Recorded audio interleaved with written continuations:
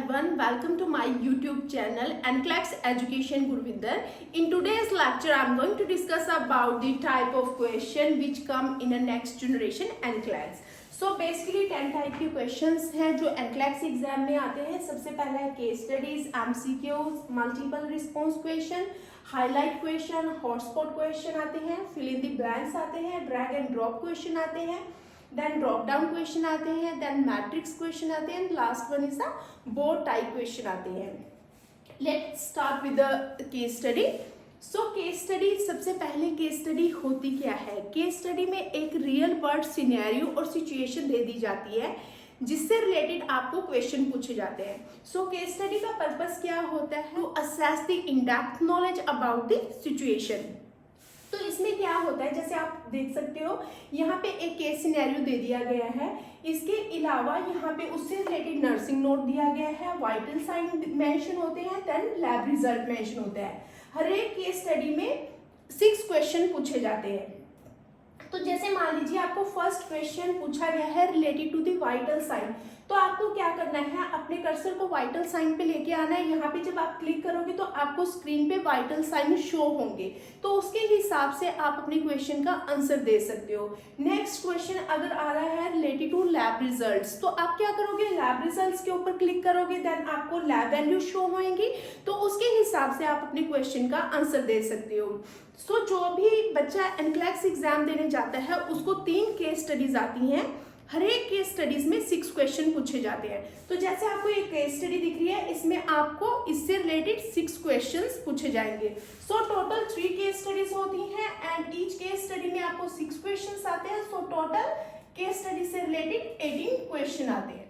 Next type of question क्या है, multiple choice question. तो सबसे पहले मल्टीपल चॉइस क्वेश्चन क्या होते हैं? ये एक ट्रेडिशनल मेथड है स्टूडेंट की नॉलेज को असेस करने के लिए. आप बहुत ज़्यादा फैमिलियर होंगे with the multiple choice question. तो मल्टीपल चॉइस क्वेश्चन में as you can see on the board, यहाँ पे आपको एक सिचुएशन दे दी गई है. इसमें क्या बोल रहे हैं कि एक क्लाइंट है, client is treated for the heart failure with the diuretic therapy. Patient को हार्ट फेलियर हो गया है, patient undergone the diuretic therapy है. तो वो बोल रहे हैं कि कौन सी फाइंडिंग इंडिकेट्स करती है कि पेशेंट की कंडीशन इंप्रूव हो रही है.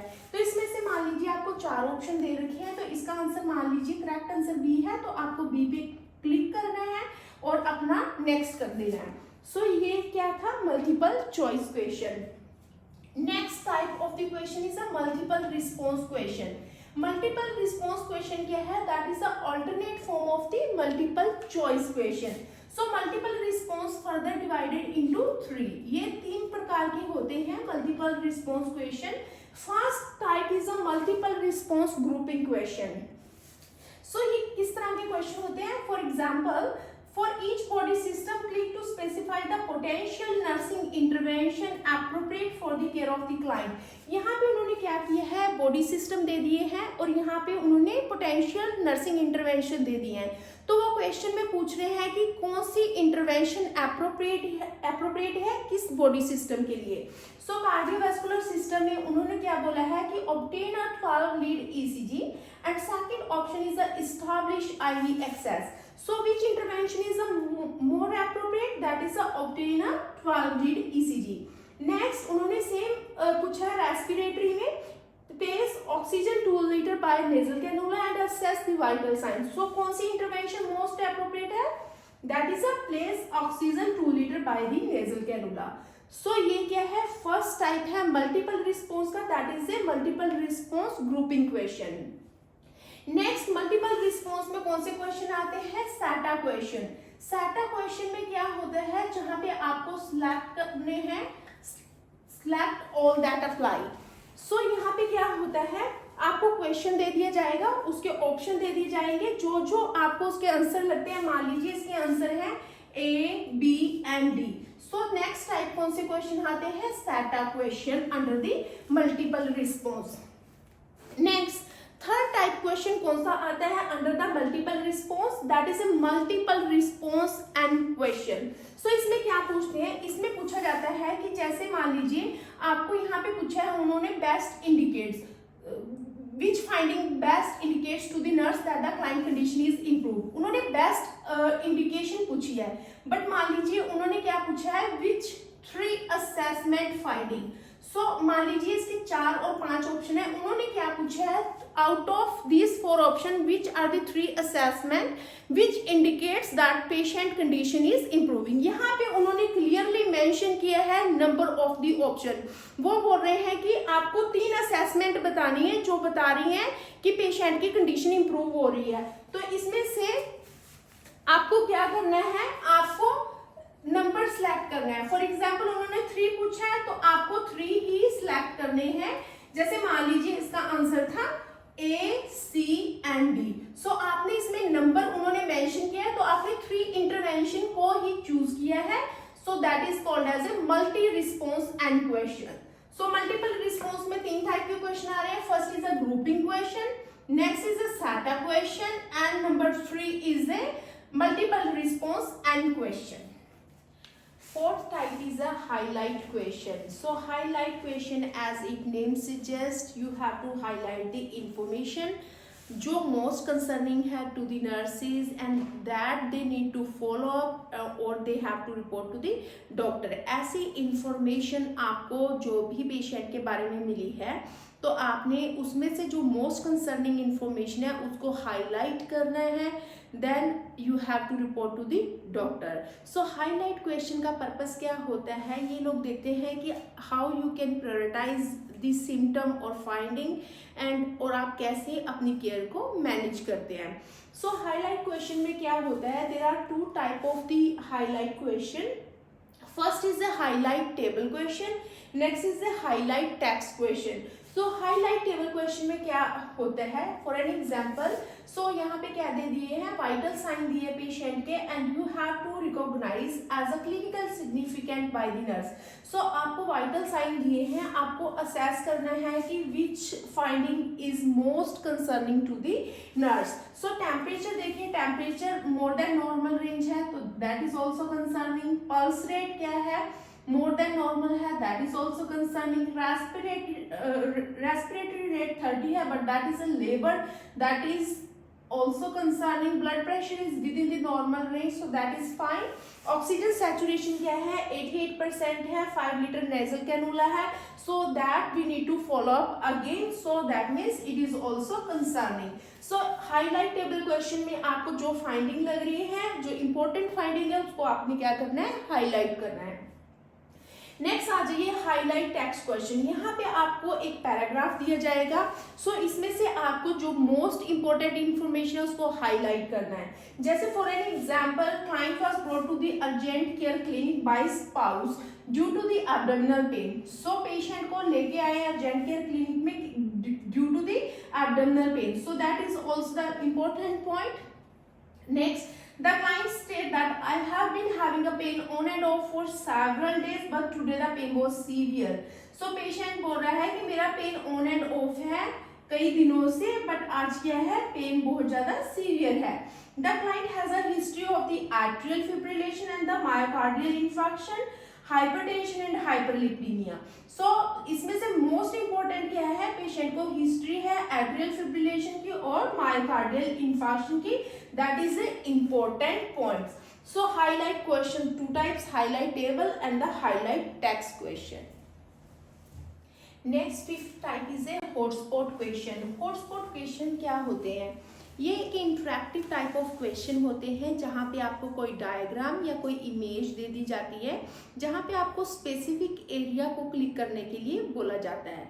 सो for an example, there is a question related to the hotspot. Identify the area where nurse should place the stethoscope to auscultate the heart sound heard in the tricuspid area. So इस question में basically वो किसके बारे में पूछ रहे हैं, tricuspid area के बारे में पूछ रहे हैं जहाँ पे आपको स्टेथोस्कोप रखना है to heard the heart sound.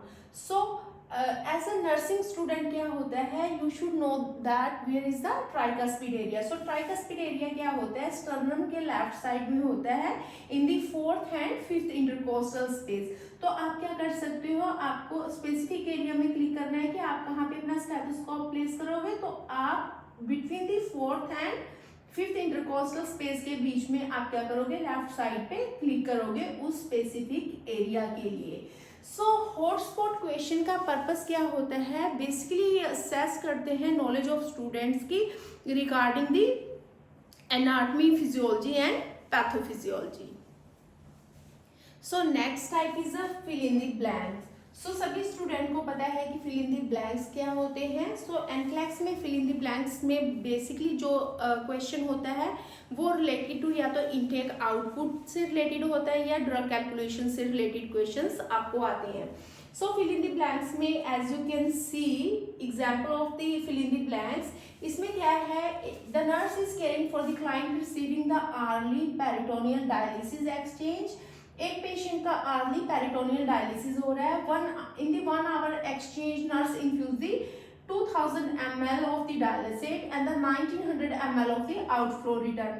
So during exchange, client drinks the 8 ounces of the apple juice, 2 cup of water and void 150 ml of urine. So calculate and record the client intake in ml. So इन्होंने basically क्या पूछा, intake के बारे में पूछा है। तो आप क्या कर सकते हो, इनटेक और आउटपुट को क्या कर सकते हैं, सेपरेट कर सकते हैं। सो इनटेक में सबसे पहले क्या दिया है, 2000 ml क्या किया है, डायलिसिस सॉल्यूशन गया है। देन उसका आउटपुट कितना था, 1900 ml। सो रिटेनिंग अमाउंट कितना हो गया, 100 ml। So then next patient ने क्या किया, ड्रिंक किया 8 ounces of the apple juice. So 1 ounce is equal to 30 ml, so that is 240 ml हो गया। देन पेशेंट ने क्या ड्रिंक किया, 2 cup of water, 1 cup is equal to 8 ounces। So total कितना बन गया, 16 ounces and that is 480 ml। And patient void यहाँ पे कितना किया है, 150 ml। सो अगर पेशेंट का टोटल काउंट किया जाए 240, 480 and plus 100 ml, so that is equal to 820 ml. So like that you have to calculate and you have to fill in the blank. So next type is a drag and drop question. So as its name suggests, so you have to drag one option and drop on the other side. So let's see the example. So nurse is preparing to insert an indwelling urinary catheter in a female patient. Arrange them in a order the nurse should perform all. So यहाँ पे उन्होंने इस procedure के कुछ step दिए हैं जो unordered है। सो आपको ऑर्डर्ड सीक्वेंस में यहाँ पे क्या करना है, अरेंज करना है। So as a nursing student आपको पता होनी चाहिए कि जब कैथीटर इंसर्शन करते हैं तो क्या क्या स्टेप्स होते हैं। सो आपको सिलेक्ट करने हैं। फॉर एन एग्जाम्पल, सबसे पहले पेशेंट को आपने क्या करना है, सुपाइन पोजिशन में पेशेंट को लेटने के लिए बोलना है। Then you have to open the sterile pack, then you have to put the sterile gloves, then you have to inflate the balloon to check the any leakage, then you have to lubricate the tip of the catheter. So इसको ऐसे आपने order response में क्या करना है, arrange करना है। सो यहाँ से ड्रैग करके ऑप्शंस को कहाँ पे करना है, ड्रॉप करना है। अगर आपको लग रहा है कि आपका कुछ ऑप्शन गलत हो गया तो आप उसको दोबारा भी चेंज कर सकते हो। So next type is a drop down question. So drop down question में क्या होता है, यहाँ पे आपको कोई क्वेश्चन पूछा जाएगा। सो वो इस फॉर्म में आता है, आपको क्वेश्चन की रिक्वायरमेंट के according. So the nurse request and order for, so आपको यहाँ पे ऑप्शन आएगा, फिल इन द ब्लैंक्स आएगा। तो यहाँ पे आपको लिस्ट को ड्रॉप डाउन करना है। यहाँ पे मैक्सिमम आपको 3 to 5 ऑप्शंस होते हैं जिसमें से आपको एक सिलेक्ट करना है। फॉर एन एग्जाम्पल, कोई यहाँ पे क्वेश्चन है जिसमें नर्स से पूछा जा रहा है कि आप किस चीज के लिए पहले ऑर्डर करोगे एज पर द रिक्वायरमेंट। तो जो भी क्वेश्चन के हिसाब से पूछा जाएगा तो आपने उसमें से एक सिलेक्ट कर लेना है। जैसे किस चीज का ऑर्डर करेंगे, फॉर एग्जाम्पल आईवी फ्लूइड्स, तो आप इसका आंसर अगर आईवी फ्लूइड है तो आप यहाँ से ड्रॉप डाउन करके लिस्ट में से यहाँ से ये सिलेक्ट कर लोगे। सो this is all about the drop down question. So next type is a matrix question. So matrix questions क्या होते हैं, मैट्रिक्स क्वेश्चंस में आपको कुछ रो एंड कॉलम्स दिखाई देंगे like a box. So it looks like a grid, so that's why it is called as a matrix question. So for an example, matrix question में क्या होता है, आपको यहाँ पे मल्टीपल डिसीज कंडीशन दिए गए हैं, pneumonia, heart failure and sepsis, and एक साइड पे आपको क्या दिया गया है, असेसमेंट फाइंडिंग। तो आपको इन असेसमेंट फाइंडिंग्स को ध्यान में रखते हुए बताना है कि किस डिसीज कंडीशन से रिलेट करते हैं। For an example, First is the shortness of breath. Shortness of breath is related to the pneumonia.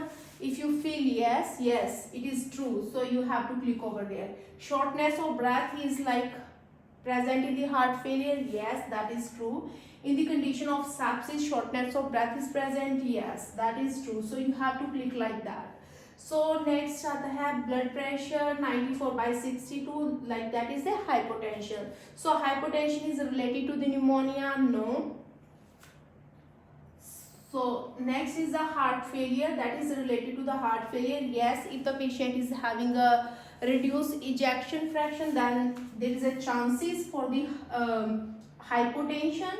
Then in the condition of the sepsis, yeah, there is a chances for the hypotension. So like that आपको अपने options को क्या करना है, select करना है.